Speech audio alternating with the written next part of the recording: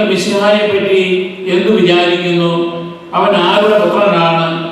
ദാവീദിന്റെ പുത്രനെന്ന് അവർ പറഞ്ഞു. അവൻ ചോദിച്ചു, അങ്ങനെയെങ്കിൽ ദാവീദ് ആത്മാവിൽ അവനെ കർത്താവ് എന്ന് വിളിക്കുന്നത് എങ്ങനെ? അവൻ പറയുന്നു, കർത്താവ് എന്റെ കർത്താവിനോട് അരുളി ചെയ്തു, ഞാൻ നിന്റെ ശത്രുക്കളെ നിന്റെ പാദങ്ങൾക്ക് കീഴിലാക്കുവോളം നീ എന്റെ വലതുഭാഗത്തിരിക്കുക. അതിനാൽ ദാവീദ് അവനെ കർത്താവ് എന്ന് വിളിക്കുന്നുവെങ്കിൽ അവൻ അവന്റെ പുത്രനാകുന്നത് എങ്ങനെ? അവനോട് ഉത്തരമായി ഒരു വാക്കുപോലും പറയുവാൻ ആർക്കും കഴിഞ്ഞില്ല. അന്നു മുതൽ അവനോട് എന്തെങ്കിലും ചോദിക്കാൻ ആരും ധൈര്യപ്പെട്ടതുമില്ല.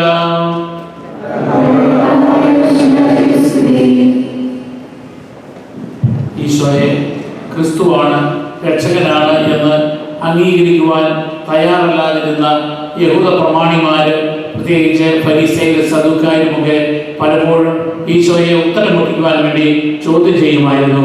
എങ്കിലും ഈശോയെ ഒരിക്കലും ഉത്തരം മുട്ടിക്കാൻ പറ്റുകയില്ല. ലോകത്തിലെ ഏറ്റവും വലിയ ജ്ഞാനിയായി അറിയപ്പെട്ട സോളമനേക്കാളും വലിയ ജ്ഞാനിയാണ് ക്രിസ്തു. കാരണം ക്രിസ്തു ദൈവം തന്നെയാണ്.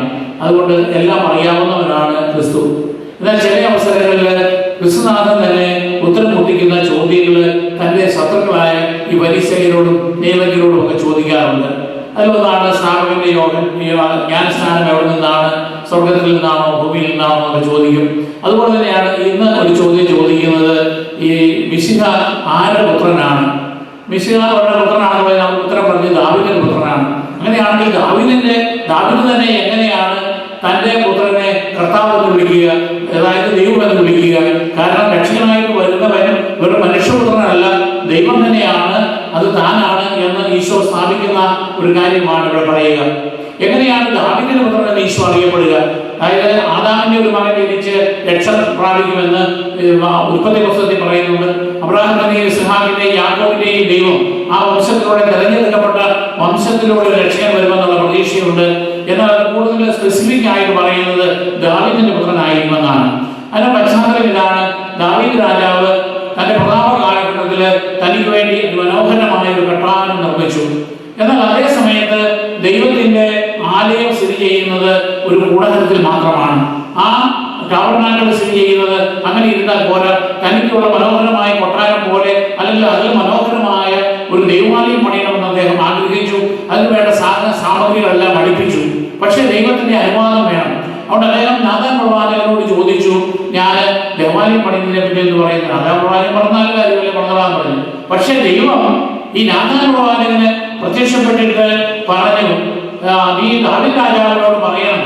അതായത് സാമുവേലിന്റെ 2-ാം പുസ്തകം 7-ാം അധ്യായം 12 മുതൽ 14 വരെയുള്ള വാക്യങ്ങളിൽ പറയുകയാണ്, ദിനങ്ങൾ തികഞ്ഞ് നീ പൂർവികരോട് ചേരുമ്പോൾ, അതായത് ദാവീദ് രാജാവിന്റെ ജീവിതകാലം പൂർത്തിയായി നീ മരിച്ച് നിന്റെ പൂർവികരോട് ചേർന്ന് കഴിയുമ്പോൾ നിന്റെ ഔരസപുത്രനെ ഞാൻ ഉയർത്തി അവന്റെ രാജ്യം സുസ്ഥിരമാകും. അതായത് നിന്റെ സന്താന പരമ്പരകളിൽ നിന്ന് ഒരു പുത്രനെ ഉയർത്തിയിട്ട് അവന്റെ രാജ്യം, അവനായിരിക്കും രാജ്യം ഭരിക്കുക, അത് സുസ്ഥിരമായിരിക്കും.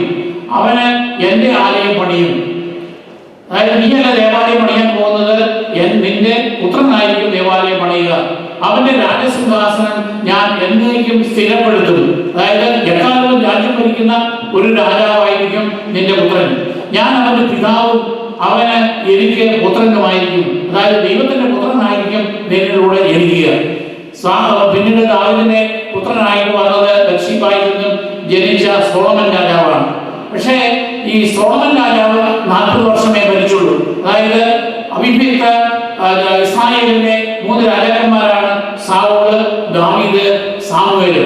ഇവര് സോളമന് ഈ 3 രാജാക്കന്മാർ 40 വർഷം വീതമാണ് ഭരിച്ചത്. അപ്പോൾ എക്കാലവും രാജ്യം ഭരിക്കുമെന്നും ഈ രാജ്യം സുസ്ഥിരമായിരിക്കുമെന്നും ഒക്കെ പറയുമ്പോൾ അത് ഇദ്ദേഹത്തിലല്ല, സോളമനിലല്ല പൂർത്തിയാകുന്നത്.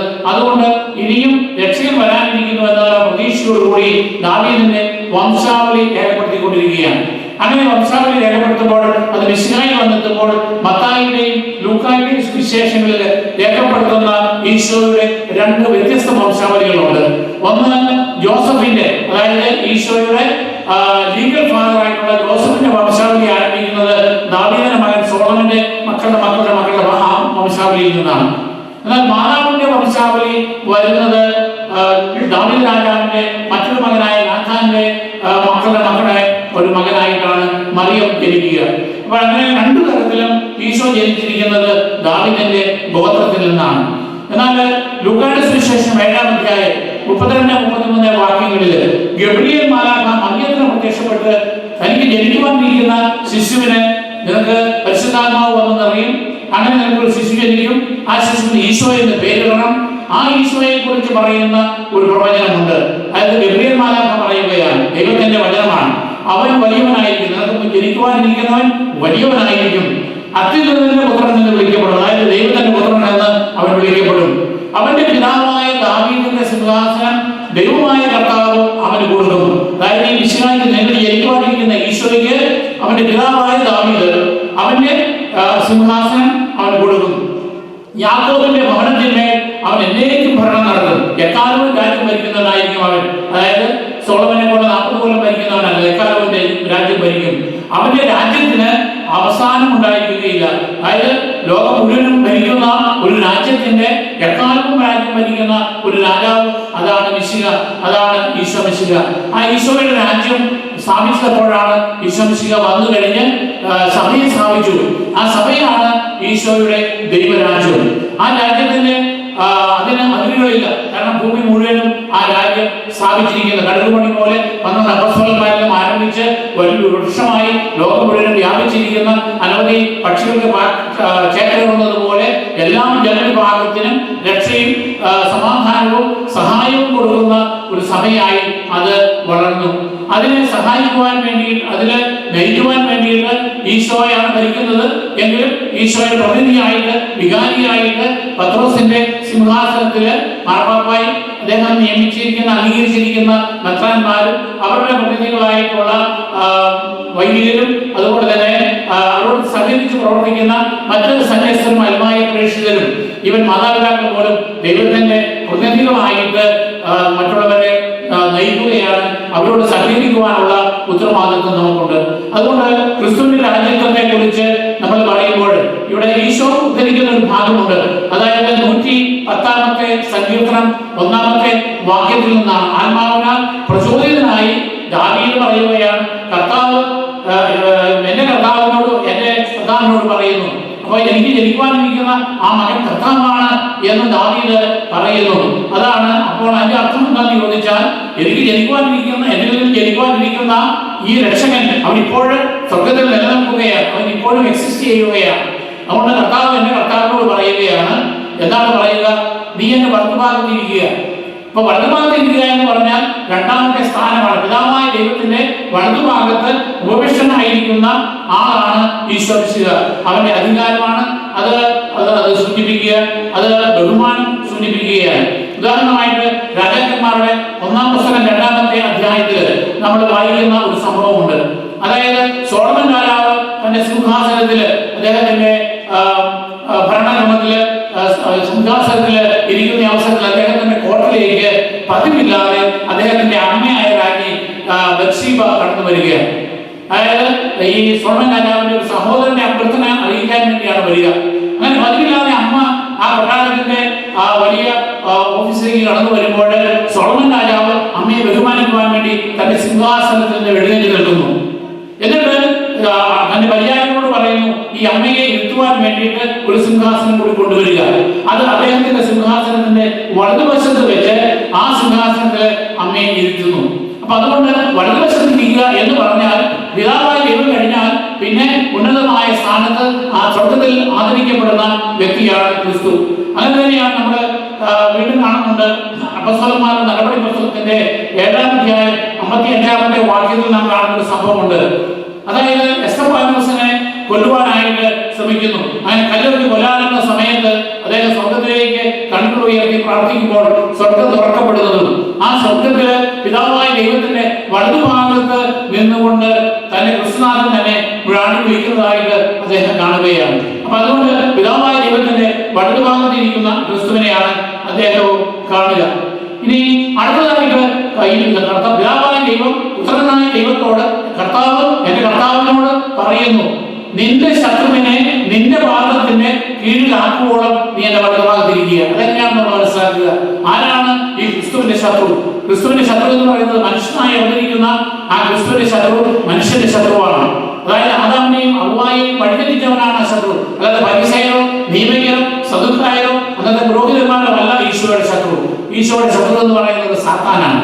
ആ സാത്താനെ പരാജയപ്പെടുത്തി അവനെ നിന്റെ പാദത്തിന്റെ കീഴിലാക്കുവോളം നീ എന്റെ വലതുഭാഗത്ത് ഇരിക്കുക. അപ്പൊ അതിന് സമാനമായ ഒരു സംഭവമുണ്ട്. നമുക്കറിയാം, പാദപീഠം എന്ന് പറയുന്നത് പഴയകാലത്ത് രാജാക്കന്മാര് രാജസിംഹാസനത്തിൽ ഇരിക്കുമ്പോൾ ഒരു കൊരണ്ടി ഉണ്ടാകും. അതിലാണ് അവരുടെ കാല് പൊക്കി ചവിട്ടി വെക്കുക. നമ്മുടെ ഫ്ലൈറ്റിലൊക്കെ പോകുമ്പോൾ നമുക്ക് അങ്ങനെ ഒരു പാദപീഠം കിട്ടും. അതിങ്ങനെ മടക്കാം, തിരിച്ചു വെക്കാം. അല്ലെങ്കിൽ ബസ്സിൽ പോകുമ്പോൾ അങ്ങനെയുണ്ട്, ചില മേശയ്ക്കുണ്ട് ഒരു പാദപീഠം എന്ന് പറയുന്നത് പോലെ ഈ ഒരു പാദപീഠം തന്നെ ഒരു മനുഷ്യനെ അതിന് പകരം പാദപീഠമാക്കുന്ന സംഭവങ്ങളുണ്ട്. ഉദാഹരണമായിട്ട് നമ്മുടെ മിഖായേൽ മാലാഖയുടെ രൂപം കാണുമ്പോൾ നമുക്കറിയാം, മാലാഖ ചവിട്ടി നിൽക്കുന്നത് പിശാചിനെയാണ്. കാരണം പിശാചിനെ കീഴടക്കുന്നവരാണ് മിഖായേൽ മാലാഖ, അവരെ തോൽപ്പിക്കുന്നവരാണ് എന്ന് സൂചിപ്പിക്കുകയാണ്. മാതാവിന്റെ ചില രൂപങ്ങളില് അവിടെ ഒരു സർപ്പത്തെ ചവിട്ടി നിൽക്കുന്നു മാതാവ്. അതെന്താണ്? അത് മാതാപിതാക്കന്മാരെ പിഴപ്പിച്ച ആ സർപ്പത്തെ അല്ലെങ്കിൽ പിശാചിനെ തോൽപ്പിക്കുന്ന ആ വ്യക്തിയാണ്, അതിന് സഞ്ചരിക്കുന്ന വ്യക്തിയാണ് മാതാവ് എന്ന് സൂചിപ്പിക്കാൻ വേണ്ടിയാണ്. ഇതുപോലെ ജോഷുവയുടെ പുസ്തകം 10-ാം അധ്യായം 16 മുതൽ 27 വരെ വാക്യങ്ങളിൽ പറയുന്ന സംഭവമുണ്ട്. അതായത് മോശയുടെ പിൻഗാമിയായിരുന്ന ജോഷുവ അദ്ദേഹത്തിന്റെ നേതൃത്വത്തിലാണ് കാനാൻ ദേശം കീഴടക്കുക. അവൻ ജെറിക്കോ കീഴടക്കി. അതിനുശേഷം മറ്റ് രാജാക്കന്മാരെ, ചെറിയ ചെറിയ രാജാക്കന്മാരാണ് നമ്മുടെ നാട്ടുരാജാക്കന്മാരെ പോലെ, അവരെ കീഴടക്കാൻ വേണ്ടി യുദ്ധം ചെയ്യുന്ന അവസരത്തിൽ അമോറയിൽ വംശത്തിൽപ്പെട്ട 5 രാജാക്കന്മാർ ഒരു ഗുഹയിൽ ഒളിച്ചു. ഈ 5 രാജാക്കന്മാരെ പിടിച്ചുകൊണ്ട് വരാൻ പറഞ്ഞു. അവരെ മക്കേദ എന്ന് പറയുന്ന കേവിൽ നിന്നാണ് പിടിച്ചുകൊണ്ട് വരിക. അവരെ പിടിച്ചിട്ട് യോശുവ പറഞ്ഞു, ഈ രാജാക്കന്മാരുടെ മേൽ അവരെ നിലത്ത് കിടക്കുകയാണ്. അവരുടെ കഴുത്തിൽ കമാൻഡർമാരോട്, പട്ടാള മേലധികാരികളോട് പറയുകയാണ്, നിങ്ങൾ അവരുടെ കഴുത്തിൽ ചവിട്ടുക. അങ്ങനെ ചവിട്ടുകളെ സൂചിപ്പിക്കുന്നതാണ് ഈ രാജാക്കന്മാരെ ഞങ്ങൾ കീഴടക്കിയിരിക്കുന്നു എന്നാണ്. അതുപോലെ ഈശോ ഈ സാത്താനെ കീഴടക്കാനായിട്ടാണ് തന്നെ നമ്മളെ എങ്ങനെയാണ് ഈ സാത്താനോട് നമ്മൾ പ്രതികരിക്കേണ്ടത്, ഈ ലോകത്തിൽ ജീവിക്കുമ്പോൾ നമ്മുടെ ക്രൈസ്തവ ജീവിതം എപ്രകാരമായിരിക്കണമെന്ന് ഈശോയുടെ ജീവിതം നമ്മളെ പഠിപ്പിക്കുകയാണ്. എന്നാൽ ഇവനെ പാതാളത്തിലേക്ക് സാത്താനെ പൂർണ്ണമായും തള്ളുന്നത് കർത്താവിന്റെ 2ാമത്തെ ആഗമനത്തോടു കൂടിയാണ്. കാരണം കർത്താവിന്റെ ആദ്യത്തെ വരവ് നമ്മളെ രക്ഷിക്കുവാനും 2ാമത്തെ വരവ് നമ്മളെ വിധിക്കുവാനുമാണ്. അപ്പൊ അതുകൊണ്ട് ഈശോയുടെ രാജ്യത്വത്തെ കുറിച്ച് ഈശോ പ്രകടിപ്പിക്കുന്ന മറ്റൊരവസരമുണ്ട്.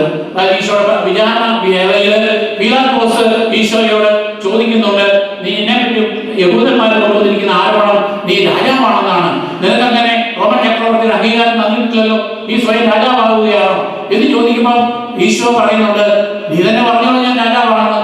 പക്ഷേ ഞാൻ ഭൗതികമായ ഒരു രാജാവല്ല, മറിച്ച് ആത്മീയമായ രാജാവാണ്. ഈ ഐഹികമായ ഭൗതികമായ ഒരു രാജ്യത്വത്തിന്റെ അല്ല, ദൈവികമായ രാജ്യത്വത്തിന്റെ രാജാവാണെന്ന് ഈശോ തന്നെ വെളിപ്പെടുത്തുകയാണ്. അതുപോലെ തന്നെ വെളിപാടിന്റെ പുസ്തകം 19-ാം അധ്യായം 16-ാമത്തെ വാക്യത്തിൽ പറയുന്നുണ്ട്, അന്ത്യവിധിനാളിൽ സംഭവിക്കുവാനിരിക്കുന്നത് ഈശോ രാജാക്കന്മാരുടെ രാജാവും നാഥന്മാരുടെ നാഥനുമായിരിക്കും എന്നാണ്. അതുകൊണ്ടാണ് ഈശോയുടെ രാജ്യം ഈ ലോകത്തിൽ മാത്രമല്ല വരുമാനിക്കുന്ന കാലഘട്ടത്തിലും എക്കാലവും ഉണ്ടായിരിക്കും. ഇനി ഈശോയുടെ രാജ്യത്വ തിരുനാള് കൂടുതൽ ആഘോഷത്തോടുകൂടി കൊണ്ടുവരാൻ തുടങ്ങിയത് 1-ാം ലോക മഹായുദ്ധത്തിന് ശേഷം, അതായത് 11-ാം പീസ് മാർപ്പാപ്പയാണ്. കാരണം 1914 മുതൽ 18 വരെ 1-ാം ലോക മഹായുദ്ധം ഉണ്ടായപ്പോൾ നമ്മുടെ ഭാരതത്തിൽ ഉൾപ്പെടെ, നമ്മുടെ കേരളത്തിൽ ഉൾപ്പെടെ ജനതകൾ ധാരാളം പട്ടിണിയിലൂടെ വിഷമത്തിലൂടെ കടന്നുപോയി. ഈ രാജാക്കന്മാർ അവരിൽ ആരാണ് വലുത്, അവരെ പരസ്പരം മത്സരിക്കുകയാണ്. ഇപ്പോഴും യുദ്ധങ്ങൾ നടക്കുകയാണ്. അപ്പൊ ഇങ്ങനെ വരുമ്പോൾ ഈ ഭൗതിക രാജാക്കന്മാർക്ക് നിങ്ങളെ തൃപ്തിപ്പെടുത്തുവാൻ സാധിക്കുകയില്ല.